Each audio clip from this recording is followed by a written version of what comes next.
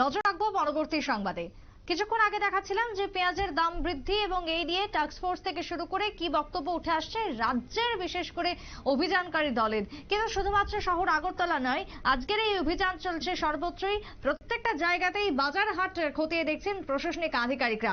তেলিয়ামুড়া থেকে ধরা পড়েছে এমন এক ছবি যেখানে মহকুমা প্রশাসন, খাদ্য দপ্তর সহ তেলিয়ামুড়া পৌর পরিষদের যৌথ উদ্যোগে একটি টিম আজকে তেলিয়ামুড়া বাজার সহ আশপাশ এলাকা পরিদর্শন করেন এবং সেখানে বাজার দর কেমন রয়েছে, কোন কোন দোকানে কি কি বিক্রি হচ্ছে এবং তা কত টাকা রেটে বিক্রি করা হচ্ছে, কোথাও কোনো কালোবাজারি হচ্ছে কিনা তা সবটাই খতিয়ে দেখেন আজকের এই প্রতিনিধি দল।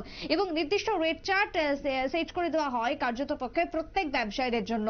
কি বক্তব্য তেলিয়ামুড়া থেকে উঠে এসেছে প্রশাসনিক আধিকারিকের, শুনুন। তেলিয়ামুড়ায় মহকুমা প্রশাসনের পক্ষ থেকে খাদ্য দপ্তর, লিগ্যাল মেট্রোলজি ডিপার্টমেন্ট, তেলিয়ামুড়া পুর পরিষদ সবাই মিলে আমরা তেলিয়ামুড়া বাজারে এখানে দেখতে এসেছি যে মার্কেট ইন্টারভেনশন করতে এসেছি, যে দ্রব্যমূল্য, বিভিন্ন নিত্য প্রয়োজনীয় জিনিসের দ্রব্যমূল্য কীরকম চলছে এবং কোনো ধরনের বাড়তি দ্রব্যমূল্য নেওয়া হচ্ছে কিনা, যারা যেই সামগ্রীগুলো আমাদের প্রতিনিয়ত লাগে, ধরুন ভোজ্য তেল বা অন্যান্য নিত্য প্রয়োজনীয় জিনিস, এগুলোর দাম কীরকম চলছে, বিক্রি কী রেটে ওরা করছেন, এগুলি আমরা দেখি। এছাড়া সিঙ্গেল ইউজ প্লাস্টিকের ব্যবহার আমরা অনেকদিন ধরে কমাতে চাইছি এবং এটা অনেকটা কমে এসছে তেলিয়ামুড়ায়।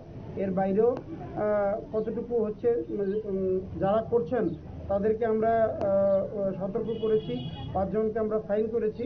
দ্রব্যমূল্য প্রসঙ্গে বলি যে আমরা দেখতে পেয়েছি ভোজ্য তেলের ক্ষেত্রে কিছু সমস্যা আমরা পেয়েছি। যারা হোলসেলার তাদের অনেকের কাছে আপনারা শুনলেন যে বক্তব্য উঠে এসেছে দ্রব্যমূল্যের নিয়ন্ত্রণ, দাম নিয়ন্ত্রণের জন্য আজকের এই অভিযান। তেলিয়ামুড়া সহ পার্শ্ববর্তী এলাকাতে অভিযান চালানো হয়।